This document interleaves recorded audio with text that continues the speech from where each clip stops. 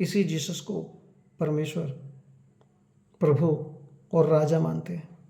कैसा हो गया? ये प्रेम का मार्ग है भाई, किसी को डरा धमका के कन्वर्ट करने का मार्ग नहीं है। प्रेम से खुद को देने का और दे के खरीदने का, ऐसा ये मार्ग है। एक बार मैं भाषण देने को मेरे को अवसर मिला एक बड़े अस्पताल में, जहाँ के जो मेन व्यक्ति थे उनका नाम था एलेक्जेंडर तो वो भी आए थे, डॉक्टर है वो, डॉक्टर एलेक्जेंडर, वो भी आए थे। अब मेरे को पता नहीं, अभी कई बार ऐसे होता है ना, हमको ऐसा चुटकुला बोलने का एक मन हो जाता है, लेकिन मैंने चुटकुले के रूप में नहीं, मैंने तो सच्चाई बताई थी। मैंने कहा कि, अब मैंने ध्यान भी नहीं दिया था कि वो बैठे हैं ऑडियंस में मैंने ऐसे कहा कि मेरे पिताजी जो हैं, अब मैं जानता हूँ मेरे पिताजी जो है एक बिजनेसमैन है, ट्रेडर है, छोटे से ट्रेडर है। मैंने वहाँ पे ऐसे कहा कि मेरे पिताजी जो हैं वो संसार के सबसे बड़े व्यापारी हैं। तो लोग ऐसे देखने लगे कि इसके पिताजी कौन है, क्या ये अंबानी का बेटा समझता है अपने आप को या मस्क का बेटा समझता है, मतलब कि सबसे बड़े व्यापारी मेरे पिताजी है।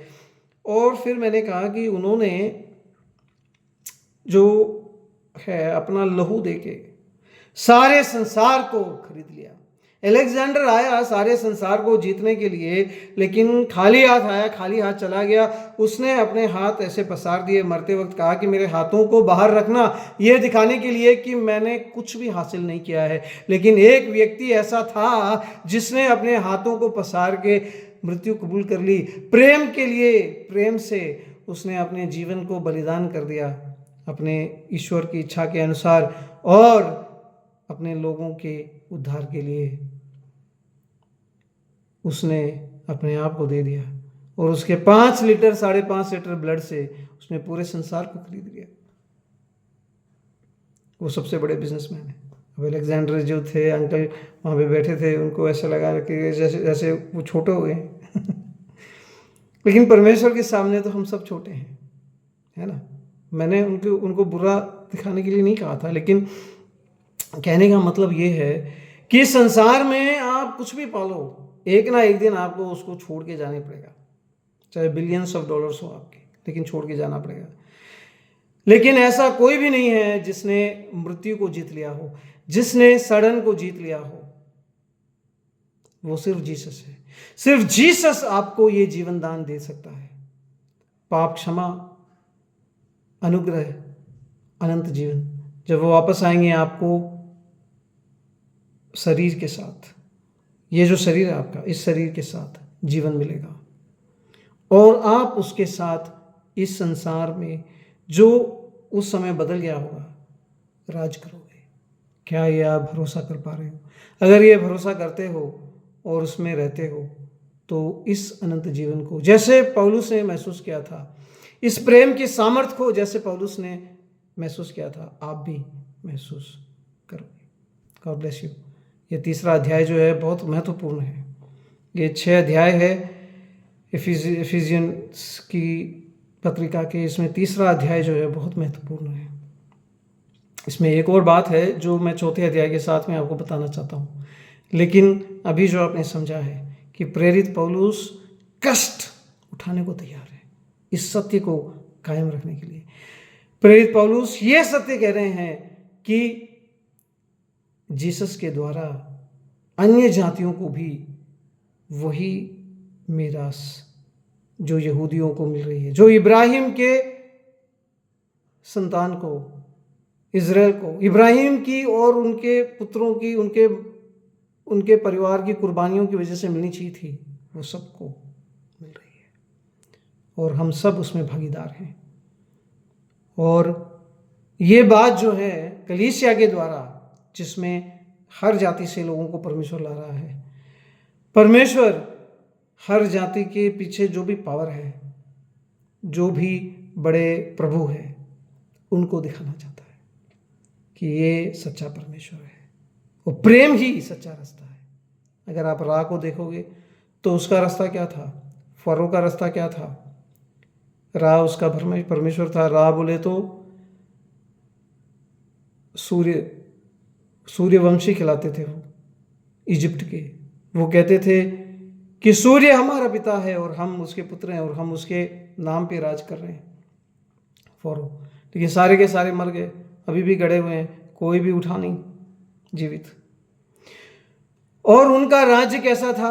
उनका राज्य दूसरों के ऊपर रोब झाड़ने का था और उनको अधिकार से, दंड से अपना गुलाम बनाने का था। आप रोम को देख लो, रोम के जो अधिकारी थे ऑक्टेवियन, उन्होंने कहा कि मेरे पिता कैसर जो है, जूलियस सीजर जो है, वो मरने के बाद में भगवान बन गए हैं, डिवाइन हो गए हैं, और मैं उनका पुत्र, उनके नाम पे as God son of God मैं राज कर रहा हूं। अब जो ये अधिकारी थे वो भी मर गए, गाड़े गए, लेकिन ऐसा कोई भी नहीं है उनके बीच में से जो उठ गया जी के।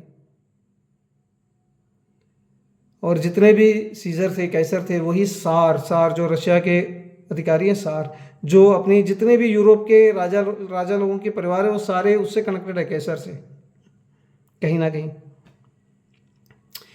जितने भी पोप थे उनका अधिकार कैसर के वजह से आता था। क्रिश्चियनडम पूरा कैसर के अंदर हो गया था, क्योंकि उनका जो महाराजा है कॉन्स्टेंटाइन, उसने घुटने टेक दिए थे जीसस के सामने, कहा कि वही खुदा है, वही परमेश्वर है, वही हमारा राजा है। अब ये जो कैसर है, जब पौलुस था उस समय में ये क्या कहते थे कि मेरे पिता जो है वो मर गए, वो अभी उठ गए और वो सबसे बड़े परमेश्वर बन गए और मैं उनके आधार पे राज कर रहा हूं, उनके नाम पे राज कर रहा हूं। लेकिन उनका राज करने का तरीका क्या था? दूसरों के ऊपर रोब झाड़ना, उनको दंडित करना, उनको गुलाम बनाना, और इस प्रकार दंड से, पावर से सबके ऊपर अपना अधिकार स्थापित करना और शांति लेके आना। अब आप चाइना के राजाओं को देख लो, वो भी ऐसे ही राज कर रहे हैं। जितने भी बड़े बड़े राजा हैं, उनके पीछे जो पावर है वो एक है। वो पावर क्या है? जो पावर इंसानियत ने गार्डन में चुना था कि मुझे ज्ञान चाहिए, इस ज्ञान के द्वारा मुझे अधिकार चाहिए, सबके ऊपर रोब झाड़ के मुझे अधिकार से सबको गुलाम बना के सबके ऊपर मेरा अधिकार, मेरा पावर जताना है। प्रेम का ऑपोजिट है वो पावर इनके ऊपर है जो शैतान ने इंसान को दिया, और वो पावर वास्तव में शैतान का गुलाम है, पाप का गुलाम है। वो पावर वास्तव में शैतान की हुकूमत इस संसार पे चला रहा है। जो पावर ये कहता है कि घृणा करो, दंड दो, गुलाम बनाओ और सबके ऊपर अधिकार से राज करो। ये जो पावर है, जितने भी आज तक संसार के बड़े बड़े पावर हुए हैं, चाहे वो रोम हो, चाहे इजिप्ट हो, चाहे वो इस्लामिक पावर हो, चाहे वो चाइना का पावर हो, सबके पीछे यही पावर है। उसका उद्देश्य, उसका लक्ष्य, उसका तरीका यही है। लेकिन जीसस का पावर अलग है। हालांकि कई क्रिश्चियन देश जो है वो अभी भी शैतान के गुलाम है, उनको मालूम भी नहीं है, वो जीसस के नाम पे शैतान की गुलामी कर रहे हैं, शैतान का काम कर रहे हैं। जीसस का नाम लेते हैं और अधिकार और सामर्थ और दंड दे दे के दूसरों को गुलाम बनाते हैं, दूसरों के ऊपर अपना रोब झाड़ते हैं और कहते हैं कि हम सबसे बड़े हैं। ये जीसस का पावर नहीं है। हो सकता है वो जीसस का नाम लेते हो उनके प्राइवेट वर्शिप में, लेकिन ये जीसस का पावर नहीं। जीसस का पावर क्या है? जीसस का पावर प्रेम का पावर है, अपने आप को दे देने का पावर है, अपने आप को छोटा समझने का पावर है, अपने आप को दूसरों के लिए कुर्बान कर देने का पावर है। जीसस का पावर क्या है? वो प्रेम का पावर है। जीसस ने कहा, आप में से जो बड़ा बनना चाहता है वो सबसे छोटा बनेगा। आप में से जो सबसे अधिकारी बनना चाहता है वो सबका सेवक बनेगा। मतलब ये पावर छोड़ने का पावर है, ये पावर प्रेम का पावर है। ये जो पावर है, अगर वेस्टर्न नेशंस में जो क्रिश्चियन नेशन अपने आप को कहते हैं होता, तो आज हमारा जो संसार है वो खुशहाल होता। सबके पास रोटी, कपड़ा और मकान होता। पूरे संसार में ऐसा कोई भी नहीं होता जो इन मटेरियल चीज़ों की वजह से, हो सकता है उनका परमेश्वर से नाता ना हो, मटेरियल चीज़ों की ना होने की वजह से रोता। सबको दवाई, रोटी, कपड़ा, मकान। ये वेस्टर्न नेशंस जो अपने आप को जीसस का चेला बताते हैं, अगर वो वास्तव में जीसस को समझ आते और जीसस का पावर इनके द्वारा आता तो ये सारी गरीबी पूरे संसार की मिटा सकते हैं, अगर ये चाहे तो। लेकिन ये नहीं चाहते, क्योंकि इनके पीछे जो पावर है वो जीसस का पावर ही नहीं है यार। जीसस का पावर जो है दूसरे को गुलाम बनाने का पावर नहीं है, दूसरे के ऊपर रोब झाड़ने का पावर नहीं है। जीसस का पावर प्रेम का पावर है, दूसरों की सेवा करने का, अच्छाई करने का, सच्चाई से जीने का। वो इन्होंने सिर्फ मोनास्ट्रीज को दे रखा है, वो इन्होंने सिर्फ जो इनकी कलीसियाएं हैं और चर्च के पास्टर लोग हैं उनको दे रखा है। वो देखिए इनके द्वारा किंगडम ऑफ गॉड चलता रहेगा और हमारे द्वारा किंगडम ऑफ सेटन चलता रहेगा। वो किंगडम ऑफ सेटन चला रहे हैं अपना। इसीलिए मुझे दुख होता है। मैं प्रार्थना करता हूँ अमेरिका के लिए, प्रार्थना करता हूँ ब्रिटेन के लिए, कि वहाँ का जो अधिकारी है वो ये समझ सके कि जो प्रेम परमेश्वर ने सबसे किया है वो प्रेम उसको करना चाहिए। जब वो प्रेम से दूसरों को स्वीकार करेंगे, जब वो गुलामी को मिटाएंगे, जब वो खुशहाली दुनिया में लेके आएंगे, जब वो सच्चाई से, अच्छाई से, प्रेम से अपना राज्य बनाएंगे, तब उसमें सब शामिल होंगे और सबको अच्छाई मिलेगी, सबको भलाई मिलेगी और सबको अनुग्रह मिलेगा, सबको आशीष मिलेगा। जैसे वो चार्ली चैपलिन कहते हैं, हिटलर बन गए, कि अगर कोई पावर चाहता है तो वो क्या बोलते हैं, अधिकार करने के लिए, अधिकार जताने के लिए ही चाहता है, क्योंकि बाकी सबके लिए तो प्रेम ही काफी है। अगर कोई अच्छा काम करना है तो प्रेम ही काफी है। अगर कोई बहुत ज्यादा पैसा चाहता है तो वो अधिकार के लिए चाहता है। अगर कोई मिलिट्री चाहता है वो अधिकार के लिए चाहता है। अगर भलाई करनी है तो उसके लिए तो प्रेम ही काफी है। मैं ये नहीं कहता कि अपनी मिलिट्री मत बनाओ, मैं ये नहीं कहता कि आप लोग, कोई आपको अटैक करे तो डिफेंड मत करो, मैं ये नहीं कहता कि कोई अगर दूसरे अच्छे इंसान को तंग कर रहा है तो उसकी मदद ना करो और उसको मरने दो। मैं ये कह रहा हूं कि जो भी पावर आपके पास है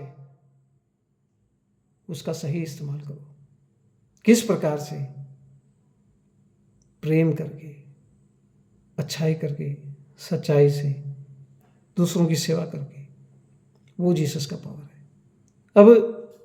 अब प्रेरित पौलुस जो है वो कलीसिया को ऐसा एक पावर समझता है कि जो दुनिया के सारे जितने भी पावर हैं उनके खिलाफ खड़ा है। किस प्रकार से खड़ा है? वो जीसस का शरीर बन के खड़ा है, जीसस का रिप्रेजेंटेटिव बन के खड़ा है, जीसस की प्रतिमा बन के खड़ा है। कलीसिया जो है, जिसके हम सब अंग हैं, जिस शरीर के हम सब भागीदार हैं, वो एक ऑल्टरनेट पावर के रूप में खड़ा है। वो परमेश्वर का जो पावर है वो दर्शा रहा है इन सारे जितने भी बड़े बड़े पावर्स हैं उनको। कौन सा पावर? दूसरों के ऊपर रोब झाड़ने का पावर नहीं, प्रेम से दूसरों को जीतने का पावर।